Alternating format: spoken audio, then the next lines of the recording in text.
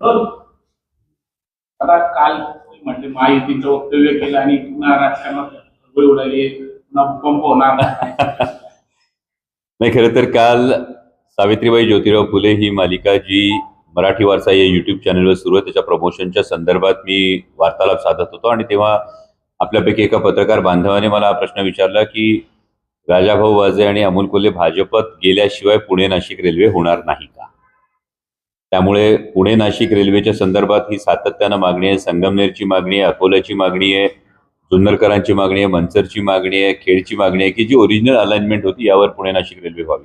त्यावेळी त्या पत्रकार बांधवाने हा प्रश्न विचारला की तुम्ही भाजपत गेल्याशिवाय ही रेल्वे होणार नाही का? यावर माझा प्रतिप्रश्न त्यांना असा होता की अशी काही ऑफर आहे का? जर तशी काही ऑफर रेल्वेच्या संदर्भात आली तर त्यावर विचार करू. त्यामुळे मला वाटतं की हे रेल्वेच्या संदर्भामध्ये असणारं एक विधान होतं. या रेल्वेच्या संदर्भातल्या विधानाला काही वेगळा अर्थ काही जणांनी काढण्याचा हा प्रयत्न केला सध्याच्या राजकीय परिस्थितीमुळे. परंतु फार महत्वाची गोष्ट ही आहे की ही आमची सगळ्यांची मागणी आहे की Pune Nashik semi high speed railway ही जी आधी ठरली होती त्याच पद्धतीने ही व्हावी, ही जी आमची मागणी होती त्या संदर्भातला हा प्रश्न होता आणि त्याच्यावरचं ते उत्तर होतं.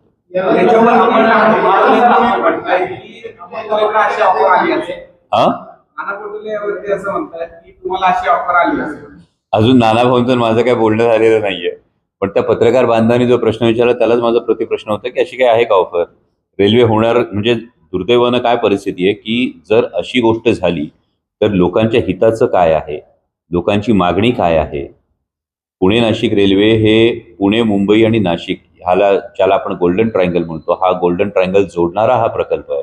आणि या प्रकल्पासाठी जर अशा अटी काही असतील का असं जर पत्रकार बांधवांच्या मनात येत असेल तर एकूणच राजकारणाची दिशा कुठल्या दिशेने जाते याविषयी अंतर्मुख होऊन विचार करणं गरजेचं आहे.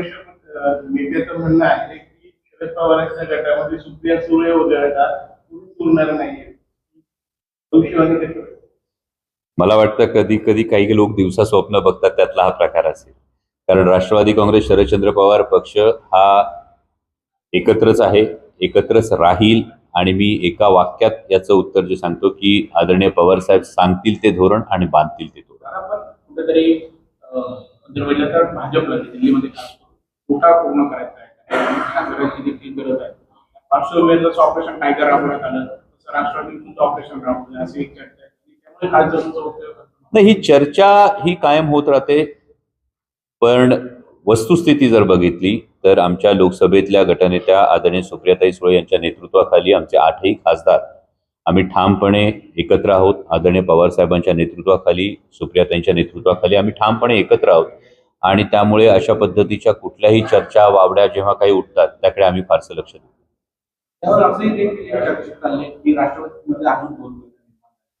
त्यामध्ये एक गट म्हणते की भाजप सोबत जावं आणि एक गट म्हणते की आपण काँग्रेस सोबत. म्हणजे ही चर्चा घडवणारी सूत्र कोण आहेत ना, ती सूत्र खरंच शोधली पाहिजेत. कारण आम्हाला पक्षात राहून या गोष्टी आमच्यापर्यंत ही चर्चा किंवा आमच्यामध्ये असे काही गट आहेत हे आम्हालाच माहीत नसतं, पण सूत्रांना मात्र माहीत असतं. हे कौतुक आहे. काँग्रेस आणि राष्ट्रवादीच्या नेत्यांनी काही सांगितले की कशी चर्चा सुरू आहे. नंतर असे आले की राष्ट्रवादीचे 2 गट आहेत की तुमचा एक शरद पवार साहेबांचा आहे. तरी हे सगळं पहिले सॉल्व्ह करा किंवा काँग्रेस होते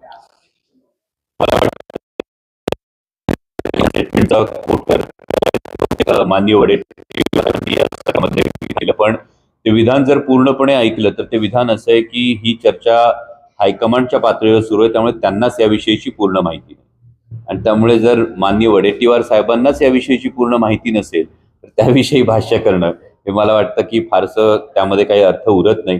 कारण ही नेमकी काय चर्चा चालली, अशी चर्चा सुरू आहे का, हेच जर ज्यांनी विधान केलं त्यांना कल्पना नसेल त्याविषयी फार भाष्य करण्याची आवश्यकता नाही.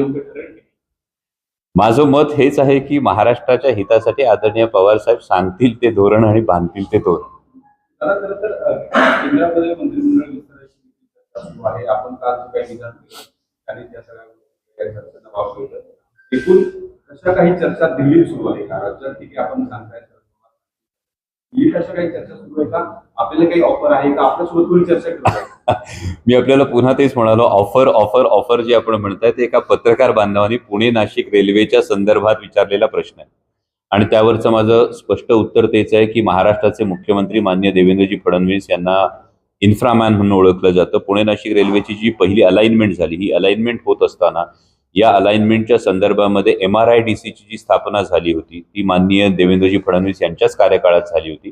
आणि त्यामुळे माननीय मुख्यमंत्र्यांना माझी ही विनंती आहे की संगमनेर असेल, सिन्नर असेल, नाशिक असेल, जुन्नर असेल, मनसर असेल, राजगुरुनगर असेल, इथल्या सगळ्या ग्रामस्थांची जी मांडणी, महाराष्ट्राच्या नागरिकांचं जे म्हणणं आहे त्यानुसार ओरिजिनल अलाइनमेंटवरच पुणे नाशिक रेल्वे व्हावी यासाठी आपणही प्रयत्न करा अशी आमची विनंती आहे. कालच्या आपल्या वक्तव्यानंतर ते चर्चा सुरू झाल्या आहेत. त्यावरच संजय राऊत यांनी असं म्हणाले की अमोल आहे, मात्र ते संभाजी महाराजांची भूमिका त्यांनी केलेली आहे, आता ते मुलींची भूमिका करतात, त्यामुळे जास्त करणार नाही. आणि त्याचबरोबर ते म्हणाले की जे भाजपसोबत गेलेले त्यांना इतिहास द्रोही म्हटलं जातं, रामद्रोही म्हटलं जातं, त्यांची गणना तशा पद्धतीची, त्याच्यामुळे अमोल कोल्हे असं काही करतात असं वाटत नाही म्हणून संजय राऊतांनी म्हटलं. माननीय राऊत साहेबांनी जो माझ्यावर विश्वास दाखवला त्याबद्दल मी त्यांचा आभार मानतो. आणि पुन्हा एकदा मी आपल्या सगळ्यांना तीच विनंती करतो की कुठल्या कॉन्टेक्स्टनी ते विधान आलं होतं, तो कॉन्टेक्स्ट हा पुणे नाशिक सेमी हायस्पीड रेल्वेचा कॉन्टेक्स्ट आहे. हे मी पुन्हा एकदा आपल्या सगळ्यांना आठवण करू देऊ इच्छितो, कारण काल आपणही तिथे होतात, त्यामुळे आपल्याला हा संपूर्ण प्रसंग काय घडला तो व्यवस्थित माहिती आहे. बऱ्याचदा असं होतं की एखादी न्यूज किंवा एखादं ब्रेकिंग न्यूज ही ठराविक टायटलमुळे चालते, त्याचा मागचा कॉन्टेक्स्ट हा सांगितला जात नाही. आणि हा कॉन्टेक्स्ट खरं तर पुणे नाशिक सेमी हायस्पीड रेल्वेच्या विषयी एका पत्रकार बांधवानं विचारलेला प्रश्न होता. तो प्रश्नही तसाच होता की असं घडलं तर, म्हणजे आता आपण या सगळ्या गोष्टी आत्याबाईला मिशा असत्या तर या गोष्टीसारख्या बोलतोय. आता आपण पुणे नाशिक अजितदादांचं स्वप्न होतं की पुणे नाशिक रेल्वे व्हावी, तुमचं तर आहेच, पण अजितदादांचं स्वप्न होतं, अजितदादांनी बऱ्याचदा पूर्ण नाही दाखवलं होतं. मग आता देवेंद्र फडणवीसांना तुम्ही इन्फ्रामॅन म्हणताय, ते त्यावर खरा घालताय का, होऊ देत नाही का? यात खोडा कोण घालतं यापेक्षा महत्वाची गोष्ट MRIDCकडे आपण जर पुणे नाशिक सेमी हायस्पीड रेल्वेची संपूर्ण वस्तुस्थिती जाणून घेतली तर या संदर्भामध्ये माननीय पृथ्वीराज बाबा चव्हाण हे मुख्यमंत्री असताना MRIDCची स्थापना करण्याची ठरली. MRIDCची स्थापना ही माननीय मुख्यमंत्री देवेंद्रजी फडणवीस यांच्या काळात 2014 ते 19 जे सरकार होतं त्या काळात ती करण्यात आली. याचं संपूर्ण आरेखन करण्यात आलं. या संदर्भातले भूसंपादनाची जी गोष्ट होती कोविडच्या काळामध्ये आपण जे उल्लेख केलात आदरणीय अजितदादांचा, स्वर्गीय अजितदादांचा, तर अजितदादा याच्यामध्ये इन्स्ट्रुमेंटल होते, कारण या संपूर्ण प्रकल्पाची पहिली मांडणी किंवा पहिलं प्रेझेंटेशन जे झालं ते मी शिरूर लोकसभा मतदारसंघाचं प्रतिनिधित्व करत असताना अजितदादांसमोरच याचं संपूर्ण प्रेझेंटेशन पहिल्यांदा झालं. आणि त्यानंतर या प्रकल्पाला खरोखर एका अर्थानं गती मिळाली. आणि ही गती मिळत असताना हा प्रकल्प आता दृष्टिक्षेपात येईल असं वाटत असताना अचानक MRIDC काढून हा प्रकल्प हा रेल्वेकडे देण्यात आला. माननीय रेल्वे मंत्र्यांनी जे स्टेटमेंट पार्लमेंटमध्ये फ्लोअरवर केलं ते स्टेटमेंट असं होतं की GMRTने याविषयी आक्षेप नोंदवलेला आहे. इतकी वर्ष सुरू असलेल्या प्रकल्पाला अचानक GMRT आक्षेप नोंदवतो, परंतु काही कार्यकर्त्यांनी माहितीच्या अधिकारामध्ये जी माहिती काढली यामध्ये GMRT कडून असं उत्तर देण्यात आलंय की डिपार्टमेंट ऑफ ॲटॉमिक एनर्जीने या संदर्भात आमच्याकडे कोणतीही चर्चा केलेली नाही. मग या सगळ्याविषयी एक प्रश्नचिन्ह निर्माण होतं. आणि महाराष्ट्र राज्याचे मुख्यमंत्री या नात्यानं मी माननीय देवेंद्रजी फडणवीस यांना ही विनंती केली की आवर्जून आपण यामध्ये लक्ष घाला, कारण आपल्याला हा प्रकल्प ठाऊक आहे. आणि या पद्धतीची संदिग्ध उत्तरं जर मिळत असतील तर इथल्या भागाची माहिती लक्षात घेता, इथल्या भागाची मागणी लक्षात घेता ओरिजिनल अलाइनमेंटवरच Pune Nashik semi high speed railway व्हावी ही सर्व नागरिकांची मागणी. आता या संदर्भात बैठक आज मुंबईत पार पडते, आपल्याला त्या बैठकीची कुठली? नाशिक पुणे रेल्वे संदर्भात, नाशिक पुणे रेल्वेच्या संदर्भामध्ये ही बैठक पार पडते मला आपल्या माध्यमातून समजलं. आणि ही बैठक मला वाटतं की आमदार जे काही आता विधिमंडळाचं अधिवेशन सुरू आहे त्या संदर्भामध्ये तिथले सगळे जे स्थानिक आमदार आहेत, कारण एकूण 13 विधानसभा मतदारसंघांमधून ही रेल्वे जाते आणि या प्रत्येक आमदाराच्या मतदारसंघातल्या जनतेची हीच मागणी आहे की ओरिजिनल अलाइनमेंटवर ही रेल्वे व्हावी, त्यामुळे ती बैठक होतीच. आता जे आता उद्धव साहेबांना सोडून खासदार गेले किंवा राजभाऊ होते ते पुन्हा गेले, सगळ्यांचं म्हणणं असं पडलं की कुठेतरी विरोधक जे खासदार आहेत आम्हाला विकास निधी मिळत नाही. खरंच आहेत का परिस्थिती तुम्हाला मिळते? आपण नाही, ही वस्तुस्थिती सगळ्यांना ही माहिती आहे. माझी आपल्या माध्यमातून ही विनंती आहे की आपणच या संदर्भामध्ये या एक रिपोर्ट तयार करावा की महाराष्ट्रामध्ये एकूण 31 हे विरोधी पक्षाचे खासदार आहेत. हे 31 विरोधी पक्षाचे खासदार सुद्धा जेव्हा संसदेत गोष्ट मांडतात किंवा संसदेत एखादा मुद्दा मांडतात, तो मुद्दा पक्षीय नसतो, तो मुद्दा महाराष्ट्राच्या संदर्भातला असतो. आणि मग असं असताना या 31 खासदारांना एकूण जिल्हा नियोजनच्या माध्यमातून, एकूण राज्य सरकारच्या माध्यमातून किती प्रमाणात निधी वितरित केला, एकदा दूध का दूध पाणी का पाणी लोकांसमोर येऊन जाऊ द्या. सत्ताधाऱ्यांवर मी तुम्हाला तेच विनंती करतोय की आपणच ही, मी जर बोललो तर मी विरोधी पक्षातला खासदार म्हणून, तुम्ही म्हणाल विरोधी पक्षातले खासदार म्हणून यांनी याविषयी वक्तव्य केलं. मी म्हटलं आपण एक दूध का दूध पाणी का पाणी करा ना, एक संपूर्ण रिपोर्ट समोर ठेवा. काय होतं की एक एक खासदार हा जवळपास 22-24 लाख जनतेचं प्रतिनिधित्व करत असतो. त्या जनतेच्या सुद्धा काही अपेक्षा असतात. या जनतेच्या अपेक्षांच्या माध्यमातून ती अपेक्षांची पत्र, ती मागणी पत्र ही समोर दिली जातात. या मागणी पत्रांवर नेमकी किती कारवाई झाली, या मागणी पत्रांना किती सकारात्मक प्रतिसाद मिळाला, लोकशाहीचा चौथा स्तंभ असलेल्या माध्यमांनी ही गोष्ट सुद्धा एकदा समोर आणावी अशी माझी विनंती आहे. ऑपरेशन टायगर संदर्भात गेल्या वर्षभरात चर्चा सुरू होता. लोकांनी असा ठाम विश्वास होता की ऑपरेशन टायगर काय ते यशस्वी होणार नाही. आता ऑपरेशन तुतारी चर्चा सुरू झाली आहे.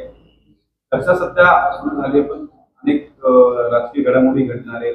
आपल्याला वाटतं की ऑपरेशन तुतारी मला वाटतं शेजारच्या घरात काय होतं यापेक्षा आपल्या घरात काय होतं ते मी ठामपणे सांगू शकतो. आणि त्यामुळे बघा, तुमचा ऑपरेशन तुतारीचा प्रश्न आहे आणि ऑपरेशन तुतारीचा प्रश्न असताना माझे दुसरे सहकारी खासदार इथे उपस्थित आहेत. त्यामुळे अशा कुठल्याही चर्चांना मला वाटतं आपण अकारण महत्व देण्याची आवश्यकता नाही. राष्ट्रवादी काँग्रेस पक्षाचे 8ही खासदार ठामपणे हे एकत्र आहेत. आदरणीय शरदचंद्रजी पवार साहेबांच्या नेतृत्वाखाली, लोकसभेतल्या आमच्या गटनेत्या खासदार सुप्रियाताई सुळे यांच्या मार्गदर्शनाखाली आम्ही एकसंधपणे आमच्या मतदारसंघाने जी जबाबदारी टाकली, महाराष्ट्रानं जी आमच्याकडून अपेक्षा व्यक्त केलेली ती अपेक्षा पूर्ण करण्याचा आम्ही प्रयत्न करतो. थँक्यू. बंटी विजय यांचं जे सरकार आहे ते पाडण्याचं षडयंत्र सुरू होतं. काही आमदारांना कोट्यवधी देण्यात आले. काही गुप्तचर यंत्रणा आहेत चेन्नईमध्ये, त्यांनी सगळं षडयंत्राचा पर्दाफाश केला. हे आपले अभिनेता ते नेता होता. आपले हे जे सगळे प्रश्न आहेत ना, हे सगळे प्रश्न एकूणच लोकशाहीच्या संदर्भामध्ये अनेक प्रश्न हे सर्वसामान्य मतदाराच्या आणि नागरिकाच्या मनात निर्माण करणार आहेत. जर लोकांनी निवडून दिलेलं, एका मोठ्या बहुमतानं निवडून दिलेलं सरकार, आपण जसं म्हणतो त्या पद्धतीनं कुठलं षडयंत्र करून जर या संदर्भामध्ये ते सरकार खाली खेचण्याचा प्रयत्न होत असेल तर मग लोकांनी दिलेल्या मॅन्डेटला नेमका काय अर्थ राहतो, हा एक मोठा प्रश्न या निमित्तानं निर्माण होतो. परिसीमन आणि एकत्रित खासदार पुढापुढी ही केंद्रातल्या सरकारची हे विधेयक हे काही दिवसात कदाचित या पावसाळी अधिवेशनात येईल अशी एक अपेक्षा आहे. या विधेयकाचा मसुदा जोपर्यंत पूर्णपणे वाचत नाही तोपर्यंत त्यावर भाष्य करणं उचित ठरणार नाही. कारण परिसीमन विधेयकाच्या बाबतीमध्ये ट्रान्सपरन्सी असावी. ती ट्रान्सपरन्सी असण्याबरोबरच मागेही महिला विधेयकाच्या आडून जेव्हा परिसीमनाचा हा एक घाट घातला गेला होता तेव्हाही संपूर्ण विरोधी पक्षाने हीच भूमिका ठेवली होती की यामध्ये एक ट्रान्सपरन्सी असावी, पारदर्शकता असावी. ती पारदर्शकता असण्याबरोबरच नेमकी कोणती जनगणना ही यासाठी गृहीत धरली जाणार ही दुसरी महत्वाची गोष्ट होती. तिसरी जी महत्वाची गोष्ट होती ती गोष्ट म्हणजे राज्यांचा जो प्रपोर्शनेट वाटा आहे, म्हणजे केवळ उत्तरेकडच्या राज्यांचं फार जास्त त्यामध्ये वाटा होईल आणि दक्षिणेकडच्या राज्यांना वाटाच मिळणार नाही, यापेक्षा तो प्रपोर्शनेट वाटा असेल का, हा आणखी एक महत्वाचा मुद्दा होता. आणि आत्ताच जेव्हा 545 खासदारांची लोकसभा आहे, यामध्ये लोकसभेचं एकूण सेशन किती काळ चालतं, त्यामध्ये सगळ्या खासदारांना किती वेळा बोलण्याची संधी मिळते आणि मग संख्या वाढल्यानंतर यावर नेमका काय तोडगा काढला जाणार आहे जेणेकरून यामध्ये सगळ्यांना प्रतिनिधित्व मिळेल, हा मुद्दा. आणि चौथा मुद्दा, जर केवळ लोकसंख्येच्या आधारावर आपण ही गोष्ट जर परिसीमन करायला जात असू तर ग्रामीण भागातल्या सर्व नागरिकांच्या मनात एक फार मोठं प्रश्नचिन्ह यातून तयार होतं की मग शहरी भागातल्या लोकप्रतिनिधींची संख्या ही फार प्रमाणात वाढेल आणि मग नेमके ग्रामीण भागातले प्रश्न असतील, आमचे शेतकऱ्यांचे प्रश्न असतील, ग्रामीण भागातल्या नागरिकांचे प्रश्न असतील, हे मांडण्यासाठीचा प्लॅटफॉर्म आणि हे मांडण्यासाठीचं प्रपोर्शन तेवढं राहणार का, हे अनेक प्रश्न आहेत. पण परिसीमन विधेयकाचा मसुदा समोर आल्यानंतर त्यावर भाष्य करणं उचित ठरेल. एकतर नागरवाल चर्चेत आहे त्या गुन्हेगारी किंवा तरुणींमध्ये त्या पद्धतीने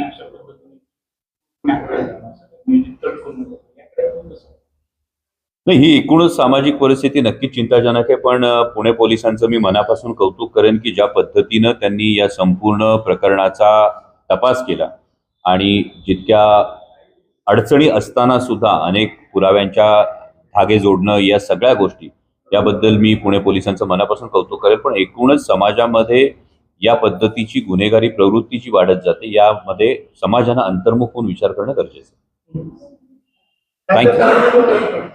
प्लीज साहेबांनाच विचारा. सर, ऑपरेशन तुतारीची चर्चा सुरू आहे. मध्ये नेमकं काय चाललं? आणि आता डॉक्टर अमोलजी कोल्हे साहेबांनी आपल्याला सांगितलंय की आम्ही सगळे आदरणीय पवार साहेब आणि सुप्रियाताईंच्या नेतृत्वाखाली काम करतो. आम्ही सगळे एकत्र आहोत. याच्या संदर्भात तर काही चर्चा नाहीये, परंतु जो काय आम्ही सगळ्यांनी आदरणीय पवार साहेबांना निर्णय दिलेला आहे त्या निर्णयाबरोबर आम्ही राहणार आहे. त्याच्यामुळे आज तरी आमच्या म्हणजे किंवा तुम्ही बोलताय त्या पद्धतीने कुठल्याही प्रकारची चर्चा दिल्लीत आणि मतदारसंघात सांगितले वरिष्ठ नेत्यांनी सांगितले या सुळे वगैरे त्याच्या पक्षात कुठेच उरणार नाही आणि त्या संदर्भात चुकीची माहिती आहे किंवा चुकीचा अशा प्रकारच्या ऑफरही आलेल्या नाही आणि या संदर्भामध्ये कुठे चर्चा पण झालेली नाही. आम्ही सगळे आदरणीय पवार साहेबांच्या नेतृत्वाखाली आदरणीय ताईंच्या मार्गदर्शनाखाली काम करतो. सगळे एक विचाराने शेवटी आदरणीय पवार साहेबांचं फार मोठं वलय आहे किंवा लोकांनी त्यांच्यावरती विश्वास ठेवून आम्हाला निवडून दिलेले. त्यामुळे ताई आणि पवार साहेब जो निर्णय घेतील त्याच्याबरोबर आम्ही सगळे राहणार आहे. अशी आम्ही सगळे एकत्रित म्हणजे ज्या वेळेस आमच्या बैठका होतात त्याच्यामध्ये जे काही निर्णय असतील ते सगळे आदरणीय पवार साहेब आणि ताई किंवा अमोलदादा आहे ते सगळे घेतात. विरोधी खासदार आहेत त्यांच्याकडनं वारंवार सांगितलं जातं की निधी मिळत नाही म्हणून. निधी संदर्भातला आपला अनुभव काय आहे? आता निधीच्या बाबतीत तर तीच गंमत आहे. आज आपण राज्याची अवस्था काय बघतोय की तिजोरीच रिकामी करून ठेवली आणि त्यामुळे ज्यावेळेस आम्ही विरोधी पक्षाचे जातो त्यावेळेस आम्हाला काहीच दिलं जात नाही आणि याची जाणीव मतदारसंघातील मतदारांना आहे. त्याच्यामुळे फार निधी मिळाला पाहिजे असं काही नाही. शेवटी लोकांची विकास कामांबरोबर वेगवेगळी कामं आहेत. लोकांची संपर्क सातत्याने ठेवण्याचा किंवा आता कांद्याचा विषय रोहितदादा पवार असतील किंवा सगळेच कोल्हे साहेब असतील या सगळ्यांनीच मग ते आंदोलन मला पुण्यात झालं, संभाजीनगरला झालं किंवा इकडे चांदवड आहे, लासलगाव आहे, पंढरपूर आहे. आज चांगला प्रतिसाद आहे. लोकांना माहिती आहे की शेतकऱ्यांच्या बाबतीमध्ये कोण भांडतंय सरकारशी आणि भांडून कांदा उत्पादक शेतकऱ्यांना चांगला न्याय मिळाला आहे आणि त्यामुळे एका बाजूला जरी विकास कामं झाली पाहिजे परंतु जनतेचे इतरही प्रश्न सोडवण्यासाठी आम्ही आमची जी भूमिका आहे आदरणीय पवार साहेबांच्या नेतृत्वाखाली ती चांगली जोराने पार पाडतोय. त्याच्यामुळे जरी विकास निधी जरी मिळत नसेल शेवटी कामं झाली पाहिजे परंतु आता सरकारकडे द्यायला पैसे राहिले नाही.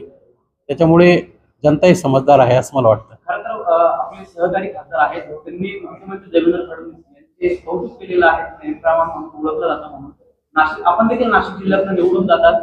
नाशिक पुणे रेल्वे मार्गासाठी आपण काही प्रयत्न करणार आणि मुख्यमंत्र्यांना या संदर्भात काही सांगणार? आमच्या म्हणजे जेवढे महाविकास आघाडीचे खासदार आहे आमची प्रामाणिक इच्छा आहे की सर्वे जर नाशिक पुणे झालेला आहे आपला संगमनेर मार्गे आळे फाटा मार्गे जर सर्वे झालेला आहे. अमोलदादांच्या मतदारसंघामध्ये जमिनीचा मोबदला सुद्धा शेतकऱ्यांना दिलेला आहे आणि मग हे सगळं जर झालेलं आहे तर तो त्याच मार्गाने जाणं उचित आहे. इकडून तिकडून फिरून कुठंतरी नेणं हे काही उचित नाही आणि त्यामुळे म्हणजे मी सुद्धा अनेक वेळा पत्र दिलेले आहे. आम्ही ज्यावेळेस रेल्वे मिनिस्टरांना भेटतो त्यावेळेस आम्ही सगळे एकत्रितपणे तीच मागणी आम्ही लावून धरलेली आहे आणि तेच योग्य आहे. त्यानेच खऱ्या अर्थाने त्या भागाचा विकास होऊ शकतो असं मला वाटतं. अजितदादांचं स्वप्न होतं नाशिक आपण सांगितलं की अगदी पुण्यापर्यंत जमीन त्या ठिकाणी मोबदला गेला. मात्र एवढं सगळं झाल्यानंतर आणि थोडा कोण घालतंय सगळ्या गोष्टींमध्ये तुम्ही काय कसं करता? तर नेमकं त्यांना काम करायचं नाही का वेगळे मार्ग आहे? आता दादांनी सांगितलंय की आम्ही सगळे खूप सर्वसामान्य याच्यातले आहोत आणि जनतेबरोबर जनतेची अपेक्षा आहे की जर सर्वे 25-1 वर्षापूर्वी झालेला आहे आणि तोच मार्ग योग्य वाटतोय. कारण इकडून जरी शिर्डी मार्गे नगर मार्गे जर वळवला तर शेवटी आजही आपल्याला मुंबई मार्गे पुण्याला जाता येतं. ते वेळ वाढणार आहे आणि शेवटी एका बाजूला लोकांची सोय झाली पाहिजे आणि विकास झाला पाहिजे आणि म्हणून जुन्या मार्गाने रेल्वे मार्ग होणं ही दादांची अपेक्षा होती किंवा मतदारसंघातील जेवढे त्या रूटवरचे लोक आहेत त्यांची अपेक्षा आहे आणि त्या दृष्टीने विचार केला पाहिजे. त्या ठिकाणी फक्त अडचण सांगितली जाते. कोल्हे साहेबांनी सांगितले की 14 देशामध्ये तिथं काही अडचण नाहीये तर मग इथे कशी काय अडचण येते तर त्याचा विचार केला पाहिजे ना सरकारने. नाफेडकडून वारंवार दर वाढवले जातात कांद्याची. खरेदी तेवढी होत नाही. शेतकरी पाठ करत आहेत, अटी नियम जे आहेत शेतीच्या टाकण्याच्या कुठेतरी कठीण आहे शेतकऱ्यांसाठी देखील. ते तसं बघता किंवा नाफेड काय आणि NCCF मार्फत जे रेट ठरवले जातात ते रेट आणि प्रत्यक्ष बाजारात असणारे रेट याच्यामध्ये खूप दुजाभाव आहे. आज आपण बघतोय की आमची सारखी मागणी होती की नाफेड आणि NCCFने बाजार समितीमधून कांदा खरेदी करावा. आज त्या कांदा खरेदीला सुरुवात झाली, परंतु प्रत्यक्षात काम शून्य आहे. म्हणजे आतापर्यंत म्हणजे मी स्वतः बघितलं की जे ट्रॅक्टर त्या ठिकाणी जातात त्याला ती प्रतवारी लावताना एवढे निकष लावतात की एक एक ट्रॅक्टर खाली व्हायला 5-5, 6-6 किंवा त्याच्यापेक्षा जास्त वेळ लागतो. मग यांना जर आज एवढं चांगल्या क्वालिटीचं काम आज ते करायला बघताय, मग मागच्या 2-3 वर्षामध्ये किती यांनी हानागोंदी केली याची चौकशी झाली पाहिजे. आणि हे जे रेट ठरले जातात हे रेट अतिशय चुकीचे आहे.